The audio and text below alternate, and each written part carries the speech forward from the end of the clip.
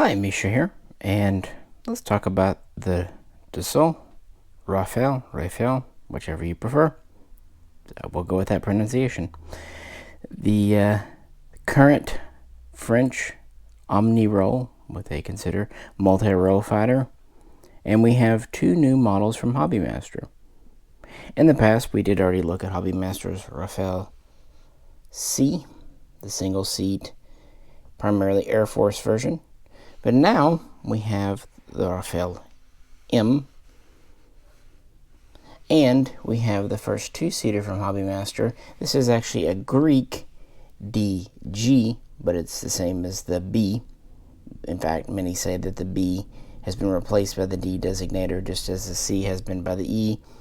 Others point out that's more for export. It doesn't really matter. Export kind of is the point of this from the very beginning. France wanted international partners, but they mostly went alone. These are all 1/72 scale diecast, again from Hobbymaster.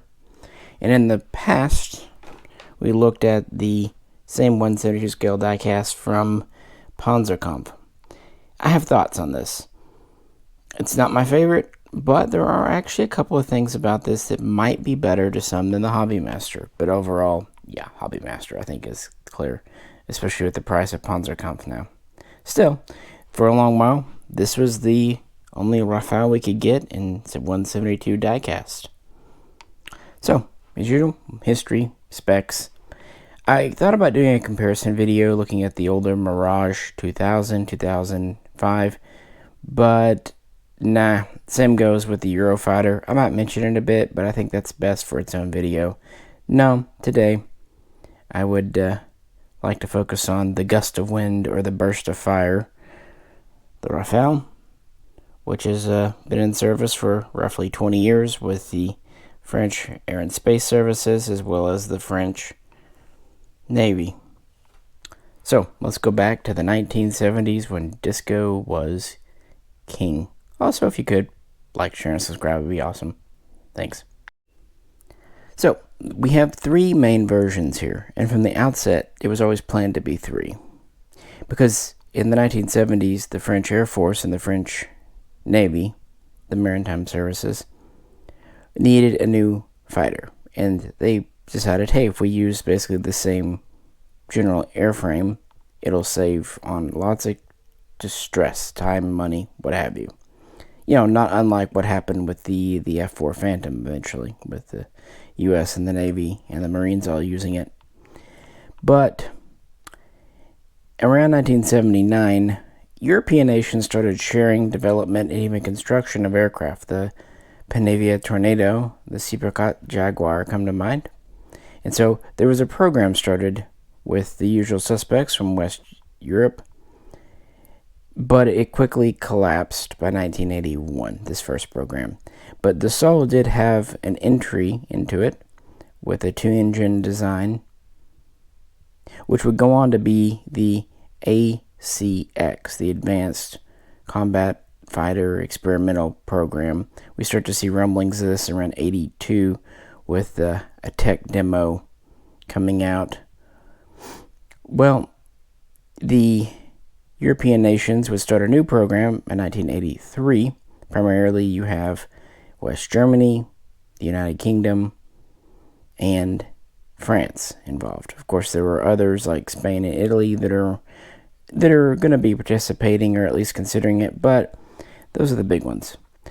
But again, the problems would arise by 1984 when France wanted to take a quote-unquote leading role, both in terms of design and production. And also, they insisted that a naval carrier-capable version be developed of the new fighter. The only thing was, at that time, they were the only ones really operating large-scale carriers. Even the UK was scaling back since 1978. So yet again, they dropped out of what was known as the FIFA, F-E-F-A, program. And it would be reformed in 1985 with West Germany, Italy, UK, and it would turn into the Eurofighter, so the primary competition. Spain was kind of in the middle. France was wanting them to kind of side with them, and for a while they were uncertain, but they would eventually hitch their wagon to the FIFA program, something that France wasn't super happy about. Regardless, France was willing and able, as it turns out, to go it alone. So the ACX tech demo would evolve into, well, what we know as the Rafale A. The assembly of the first plane would start in 1984. It would roll out of the factory at the end of 85, and it would actually take its first test flight on July 4th, 1986. The Rafale A was not a combat-capable version, but it was more advanced, and actually it would fly a lot. They would do over 800 flights with it. Originally, it had General Electric engines, the same as on the FA-18 Hornet, but around 1990 they started swapping them out for Snecma M88 engines, French engines, which allowed it to supercruise. Even on its first flight in 86, it was able to go supersonic, so that's pretty good. And the prototype would continue to fly until it was finally retired in 1994, after 8 years of honestly hard work, which showed promise. But this is crossing the gap between Cold War and post-Cold War, and like many other nations, budget cuts abound. And from the beginning, this was meant to be a kind of do-everything fighter. Dogfighter, interdictor, reconnaissance, like I said, naval and Air Force airplane, even nuclear deterrence. Could they do it? And could they keep it going with the post-Cold War budget cuts? And could they find any new partners? So with that, let's first put the old Panzerkampf on the spinny thing as we go through the 90s. Well, I'll give the Panzerkampf one thing. It's fully loaded up. This is the Rafale C variant. They've also done B, a few other paint schemes. Again, this was the first we were on offer, and it's not bad. But we'll get to the comparisons later. After the successful test flight of what would be known as the Rafale A, with this kind of under their belt showing progress, and at this time it was ahead of the Eurofighter, they would approach some smaller but still very important and very allied nations, for example Belgium, Denmark, Norway, Netherlands, looking for partners or customers, but nothing really much came of this. So about a year later, the French PM announced, hey, we're just going to go it alone. And really go it alone they did. Most every major part of the Rafale, at least for the production version, engines, airframe, all that, would be made and assembled in France, actually Bordeaux, France, with really the only foreign components being, of course, some of the weapons it was compatible with, some of the avionics, electronics, that kind of thing, targeting pods, some of that. But no, it's about as, domestic as any modern aircraft can or will be, frankly, especially outside of Russia. Now, the original A was quite different. Here we have the C, and it first was ready in 1990 and would soon take test flights. It was a pretty redesigned aircraft. It was made to be lighter, also simplified for ease of maintenance and production, and it was constructed with some stealth in mind. For example, they would coat the canopy in kind of a gold radar absorbing kind of deflecting scheme. They would build it with more composite materials. This would help with stealth and to save weight. They would add new radar absorbing paint and other coatings. But they wouldn't go full stealth, just, lower radar cross section. Stealthy without really sacrificing. But they would just greatly simplify the design, shrinking the airframe a bit, and, going to fixed intakes and other things just to make it easier. And, of course, now we're going to the M88 engines, what have you. So the C prototype would start flying, and officially they were going to order 330 aircraft. That was the plan prior to the end of the Cold War for the Air Force, Navy, and what have you, plus hopefully producing some for export customers. But of course, immediately after 1991, there would be budget cuts. Despite this, Dassault would officially put this into production at the end of 1992 after several test flights. They had ordered 4 prototypes in the late 80s. They would build 3, but they would cancel the second single-seat C prototype, so they had 1B, 1M, and 1C to work with, plus the original A. And very low-rate production, really just for pre-production purposes. And then in 1995, production was officially suspended.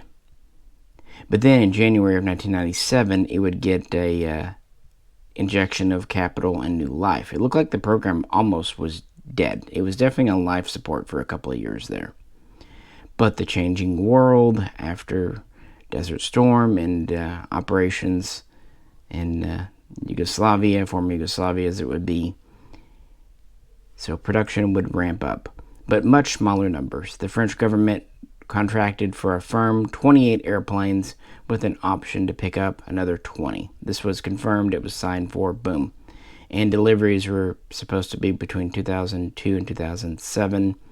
And originally, way back in the 80s, they projected this would go into service in 96. Obviously, that didn't happen.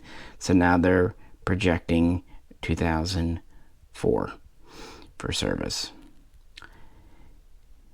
Now, they would obviously be impressed with it. By that year, they would place another order for nearly 60, and then 5 years later, another order for 60.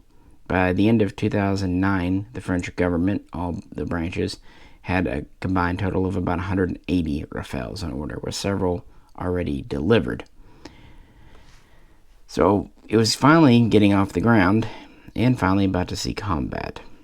But what do we have here? What is this aircraft? It's just over 50 feet long, with a wingspan of just under 36 feet. Twin engine, like I said. Maximum top speed of about Mach 1.8.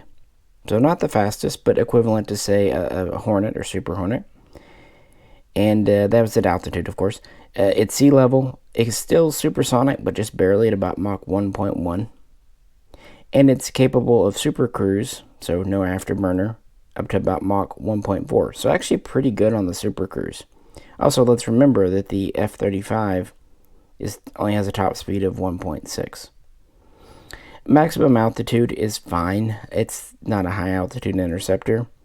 It can get up to almost 52,000 feet with some combat load. A little more if it's completely stripped bare. And it has a very range of almost 3,000 miles with external tanks. It can carry up to 5 external tanks, although in combat 2 or 3 is about the maximum. It's also capable of buddy-buddy refueling and other aerial refuelings. And it has a combat range of about 1,200 miles. So, is it capable? Well, it certainly can carry a decent amount of weapons. Depending on the variant, it has 13 or 14 attachment points, hard points, pylons underneath. And it can carry pretty much all the modern ordnance you would think of. Air-to-air, air-to-ground, even anti-shipping. It does rely on an external pod for its air-to-ground abilities, though, which could be considered a limitation, especially with the early pods.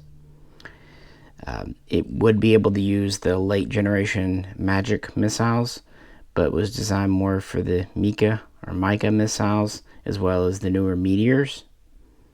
That's, of course, air-to-air. For air-to-ground, it's pretty much everything, all the way back to the old Mark 82 bombs, paveways, different JDAMs, hammers, which is a French version. You know, pretty standard. And if that's not enough, we do have a 30mm cannon with about 120 rounds. And because of the cockpit design, single seat or two seat really doesn't matter as far as the overall length, just a slightly different canopy. Of course, the cockpit's a standard modern cockpit. It does have an aux generator on board, standard 0-0 ejection seats, and actually all versions have a type of tail hook just because. But interesting aircraft, and of course it has canards, and it's a delta wing plan. They actually did all that, and that's because maneuverability was really key. More than top speed, the Rafale is known for being quite agile for a modern aircraft. This is considered an advanced 4th generation. It's not considered a 5th, but that's okay. So we've had the Panzerkampf here on the stand. Let's focus in first on the Rafale M. It might seem a little strange to talk about the Navy, but actually that was a priority. The Air Force wanted to replace older Mirages and other aircraft, but the Navy, they had been working with old F-8s from America. So they really needed something new. Plus they had a new spiffy carrier, nuclear Charles de Gaulle, coming online. And they needed something to fly from its decks. So that's why the Rafale M is definitely worth talking about, and really cool that Hobbymaster made. So we get to come to something new. And I like all airplanes, historical ones, but I've always found carrier-based naval aircraft so interesting. It's amazing the operations can happen on such a small deck. So when Hobbymaster announced the Rafale M, I knew I was going to pick one up, even if most of the differences are internal. There are still a couple of external ones worth talking about. Anywho, like I said, the M was always a priority.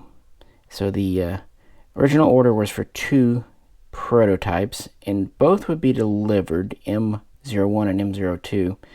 The first the first C prototype would fly in May of 1991, but the first M wasn't far behind it in December of 1991. Now, originally, they were planning a 2-seat navalized version known as the Rafale N. This was canceled, meaning they would have to just make do with the single-seat multi-role version. So this is the only variant they really have. They would continue to fly these. Originally, the Navy wanted to pick up 86, but after budget cuts and carrier cutbacks, that would be reduced to 60. I'm not even sure if that's an accurate number. It's the best one I could find. Seems like quite a few. Either way, the first production-worthy Rafale M would fly in July of 1999, so not far behind the budget increase.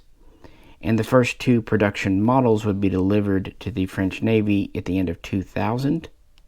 And then in 2001, with the delivery of the 6th production model, this would allow them to begin training and form their first squad. Now, they'd already been practicing carrier landings and whatnot since 1993, but since France didn't really have fully shore-based facilities, they would actually do some of this in the USA, which would actually lead to the Rafale M being really the only foreign aircraft designed that would end up being qualified to land on U.S. carriers. Something they were quite proud of, and rightfully so. Actually, there would be a cruise in 2018 where 12 of these would be on board the USS George H. Bush, along with support personnel. It was more of a practice run, but it shows capability. The Charles de Gaulle would end up being a much larger carrier than France's previous ones, which gave them more latitude. So what makes the M model here? Well, it's essentially the same as far as features. Like I said, it has one less hardpoint underneath. It can still carry up to about 18,000 pounds. On paper, this can carry up to 21,000 pounds, but in reality, 18 is the max, with a max of 5,000 pounds per point, depending on which. Obviously, the wingtip ones are just for air-to-air missiles or other light ordnance like ECM pods. The Navy version has a much beefier tail hook in the back here, as you would expect. It also has a microwave system for carrier takeoff landings, other carrier equipment. It has a built-in ladder. It has a new nose gear that actually can stand taller for carrier jumping. And it has a reinforced rear gear system. And of course the entire frame is just reinforced to take the stresses of carrier takeoff and landings. So because of all the updates, it's about 1,100 pounds heavier. Noteworthy, but not deal breaker. In most other ways, it's the same as multi-role fighter, omnirole fighter. Because they needed to replace the old F-8s, they started doing that very soon after getting their 6th aircraft, and deliveries would continue. They would have their first kind of deployment in a combat theater in 2002 when 4 of these would overfly Afghanistan. But because they were the original F1 standard, France 1 standard, which only had air-to-air capabilities, much like the first generation of Eurofighters, they didn't actually engage anything.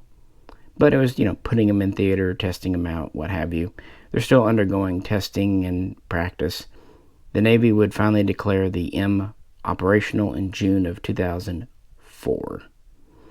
And the F2 standard would be adopted in 2006. This was the first version to have air-to-ground abilities, including, of course, like I said, they need to use the external pod. And then the F3 standard would appear around 2009, and it would give the ability to carry nuclear weapons, obviously something that we hope that never actually gets used, and also more recce pods and that kind of thing, updates. And they also ordered that older F1 and F2s be updated to the F3 standard. And it was actually easier than you might think because this had a bit of an open architecture from the beginning, software and hardware. It was designed as a modular aircraft with the idea of keeping it up to date and modern. For example, the ESA radar, the active electric scan radar, would be updated a couple of times, 2012, 2013.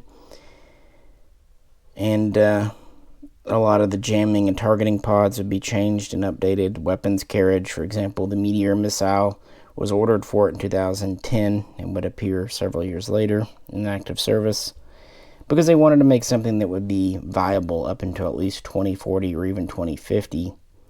And that's part of the Rafale's benefit. It is pretty easy to maintain and pretty forgiving in a lot of fronts. They try to keep it as simple as possible. Again, they didn't want to make it fully stealth, just, lower cross-section where it's practical. The naval version didn't even have folding wings.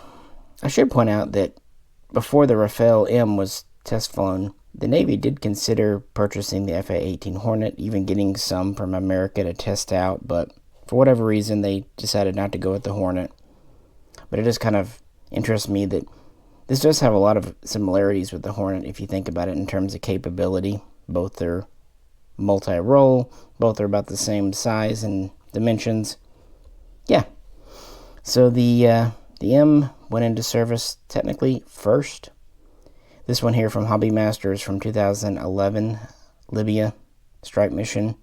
They would also be used to strike targets in 2016 in Syria. They have flown over several places. We'll get to that. But no, the M has been successful. But really, it's only being used by the French Navy because it's carrier, and there's not a whole lot of nations that have full-size carriers that can really accommodate this big guy. Except, of course, again, the USA. Kind of cool. So, which Hobby Master to look at next? Let's do Hobby Masters C now. We've looked at this one before, but it's been a while. I decided to put it in an air-to-air configuration with 6 missiles and 2 drop tanks. Pretty standard combat loadout for kind of an air-to-air patrol. And, originally with the F1 and even early F2s, kind of how we looked before the targeting pods are fully integrated. The Air Force, again, had secondary priority after the Navy, so they did not receive their first production models until 2004. And they would have 6 or so by 2006, and with the F2 standard and new pods, they were able to declare them initially operational ready. Initial, not full, but yeah. And that would lead to their first combat testing in March of 2007 in Afghanistan. Of the 6 operational aircraft, 3 would be sent there for first kind of air patrols and then later ground strike missions, and then they would be pulled back shortly thereafter to evaluate and look at the airframes and just check on them, and they would be replaced on station by the updated Mirage 2005F, which is a cool plane in and of itself. After that, they would return with having 3 or 4 stationed at Kandahar Air Base from 2009 to 2011, providing support missions. Like I said, in 2011, Rafales would have strike missions over Libya. In 2013, they would serve in West Africa over Mali. 2014, they would do reconnaissance missions over Iraq and eventually also be given strike missions. And from there, they would have strike missions on Islamic State targets. They would do Syria, so on and so forth. So starting to see quite a bit of combat use. Pretty cool. And doing really well. Production numbers are up. Really, if anything, the exposure in Libya really kind of made the world sit up and take notice of the Rafale, especially as the F-35 continued to have delays, and even the Eurofighter received criticism. Not to say the Rafale was cheap, far from it, but after long delays, it was in service and starting to really kind of show itself, and it was being updated. After the F3 standard, we would have the F3 Plus and then the F3R standards. You would have kind of the first round of updates beginning in 2011. Like I said, new radar, access to new weapons, jamming pods, different protection systems. The cockpit, which was always a glass cockpit, would be updated. By the way, it had voice activation in there too, so basically Alexa in your cockpit. And yeah, just it would continue to receive updates and improvements, especially after combat missions would come back and kind of report what was good and bad. But overall, pretty good. In a standard air-to-ground loadout, you would typically have 2 heavy missiles and 4 air-to-air defense missiles, or you might have a cluster of 4 to 6 smaller air-to-ground ordnance, usually on the inner pylons, with the drop tanks, of course, and then still air-to-air. Of course, you have the couple that kind of hug the fuselage. Those are pretty much attachments points for air-to-air missiles, short to medium range only, as are the wingtips. So it's really your wing pylons, your inner wing pylons, that are good for carrying tanks or heavy payloads air-to-ground. Like I said earlier, you can carry up to 5 tanks, which would frankly be impressive just to see. But in reality, 2 to 3 is the norm. What's interesting, though, from the get-go, they were really planning on focusing on the C as the standard omnirole fighter. And the B, the twin-seat version, was really meant to be just a conversion trainer. But that kind of flipped. In fact, more than you might think. So now let's look at the other new Hobby Master today. Here we have a Rafale DG from the Hellenic Air Force, although it's very likely this aircraft started off as a French Air Force B. We'll get to that. But yeah, going back to 91, the Gulf War really proved that 2 seats were kind of in vogue again. The 80s with the air supremacy fighter thing and new electronics kind of let the backseater go away. So the idea was, well, they're good for training, what have you. But they realized with the second pair of eyes and someone to manage the weapons, the cost wasn't that bad, and it really just gave you more.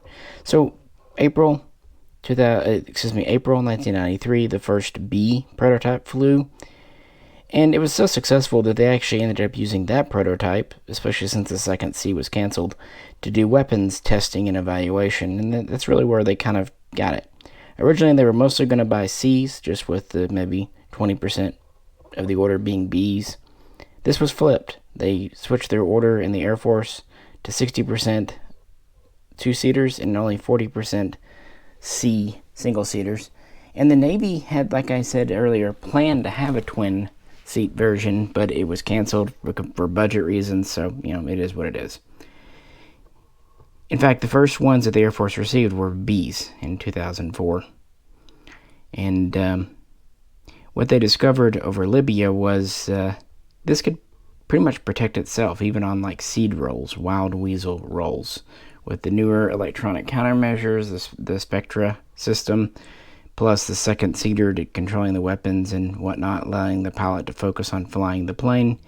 Yeah, it worked out really well. And so the twin-seater has kind of become the de facto standard. And we see this with a lot of modern F-16s as well. When nations order F-16s, they often want the twin seat. Look at the Polish F-16D or the Israeli F-16I. Kind of interesting to me because it is the ground attack ability with the secondary ability to defend itself. Also reconnaissance. Never hurts to have an extra set of eyes for recon too. And the cost is pretty minor. A little bit of fuel, a little bit of weight, mostly for the secondary ejection seat system and all that. It does add some poundage, but not too bad. So these are doing well. Now in France we have like I said, first the F3 standard, announced in 2008, started to happen in 2009. This would turn into the F3 Plus, and then the F3R by 2017, 2018, with more recce abilities and kind of just consolidation. But in 2017, they announced the fourth generation, the F4 standard, and work began in earnest in 2019 with test flying in 2020, 2021 of new systems, and the first Rafale built to F4 standard was delivered to the French military this year, 2023. Externally, not a lot of differences, but internally, we have updated engines for better supercruise, also lower pollution for what that's worth. Also, better accessibility to newer targeting pods and other external pods, and just newer weapons systems compatibility. So probably all the older ones were updated to F4 quite soon, and there'll probably be an F5. I've even heard it called the Super Rafale for the next generations, but that was the beginning. Dassault wanted this to be an upgradable aircraft, so it's not a knock against it that it needs to get changed. It's what it was meant for. So from the very beginning, France wanted partners or foreign customers. Did they get them? Well, obviously this is a Greek one, so they got some. But they did pretty well. In 2014, talks began with Egypt. And then in February of 2015, Egypt signed a contract for 24 Rafales, 16 two-seaters, 8 single-seaters. And this made Egypt the first foreign customer. And the first couple were delivered that year. By 2017, they had several in service, around 14, and they exercised an option to purchase more, I think up to 30 more, meaning that Egypt could operate upwards of 50 or even more in their air force. Qatar wasn't far behind. In April of that same year, 2015, they would order 24 themselves. And then Greece here, they'd be a little bit later coming. They would sign an agreement in 2020 to purchase a total of 18 with the option for more.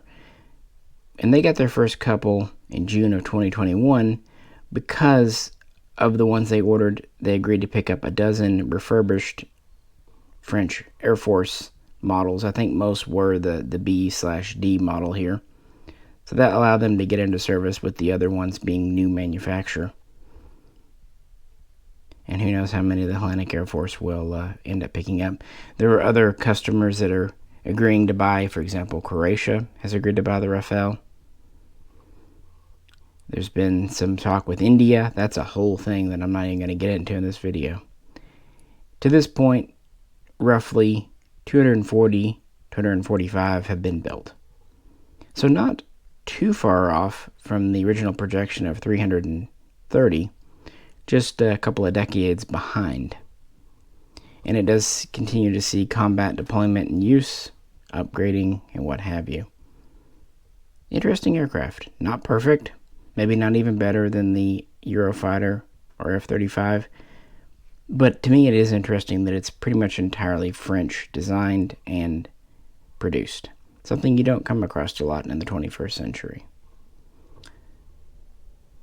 So with that, let's end by comparing and talking about pros and cons of the Hobbymaster and the Panzerkampf. Both do single and two-seat variants. And again, they're both in 1/72 scale.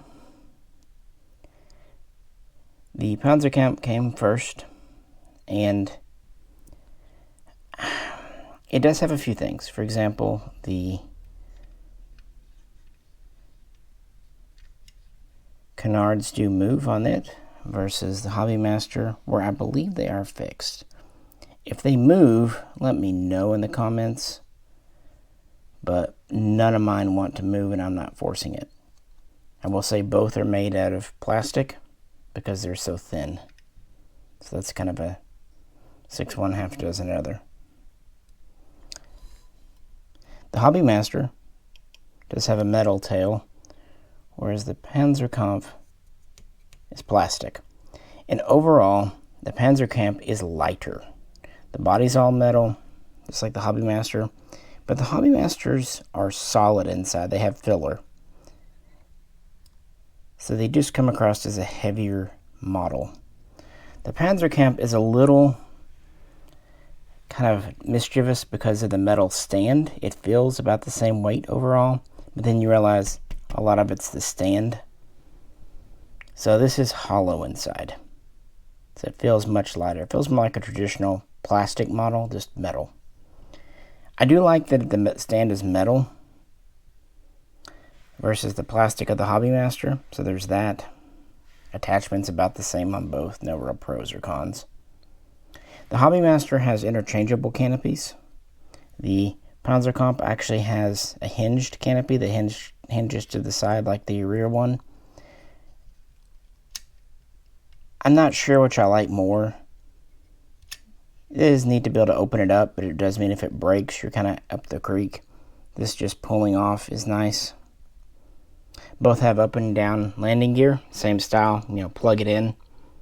Both have ordnance that comes on and off. I will say that, at least of the Hobbymasters we picked up now, they have 2 attachment points under the wings, each wing. The Panzerkampf actually has 3, emulating the outboard here, that the Hobbymaster doesn't. That's not to say later Hobbymaster toolings can't go ahead and cut a spot for this here, but as of now, you can actually load up the Panzerkampf more. I will also say the missiles that hug the fuselage, on the Hobbymaster they have 1 slot they plug into. On the Panzerkampf they have 2, and they actually plug in very well, very tight. But on the other hand, the wings, especially the outboard ones, are a little looser, so glue is usually recommended. The fuel tanks have 2 plug-in spots on the Panzerkampf, whereas it's just 1 on the Hobbymaster. But that said, I found them both to be about the same. The Panzerkampf does not come with a pilot, but Hobbymaster pilots will fit. And the Hobbymasters come with a pilot. Actually, it's kind of funny. They all come with 2, single seat or 2-seat. And because of the very tight confines of the cockpit, they have very short legs. But that seems to be a French cockpit thing. If you look at the Mirage 3 or F1, even the Mirage 2000, it's pretty tight in the cockpit there. So yeah. Panel lines and all that stuff, yeah, the Panzerkampf is a little on the bold side. It's really okay for what it is. Refueling probe.